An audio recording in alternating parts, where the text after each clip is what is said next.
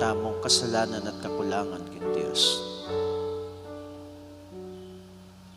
Ika ing minaos kang San Pablo de la Cruz, bang maging kekang talasuyo Ginoo pakalulu. Ika ing Ika ing mibubulalag king lugod at pakalulu, Kristo pakalulu. Ika ing tunay panibata ni kekaming biye at king kekaming pamanyuyo keka Ginoo pakalulu. Ing Dios amay payang tutu pakalulwa nakatamo at king pangapatawad na rin kasalanan tamo. Idala nakatangan sana king biye alanangga. Manalangin tamo. Oy paming mayupaya, pigkalugme king pari mong isan Pablo ing metong amak pasubaling lugod para king krus ng Kristo.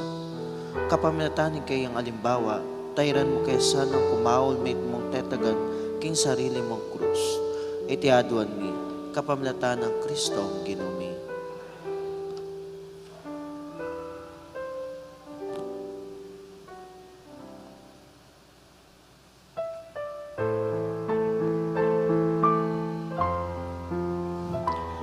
Pamamasang ibat, king sulat ng San Pablo, Caringtao, Roma.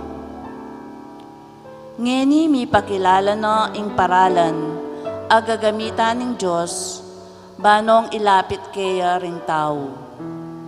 At iting paralan, di takmo man alang panguntaryan king batas. Ing batas ang ponding propeta, minyelang patutudikil kaniti.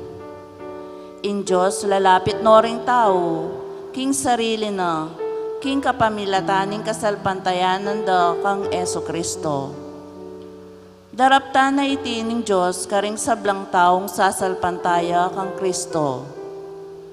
Pare-pareho langan ding sablang tao, uling mi kasalalangan, at mirayo king Diyos at talapagligtas da. Dapat uli na ning kalam amatula ng pigkalob ning Diyos, i Kristo ti mawan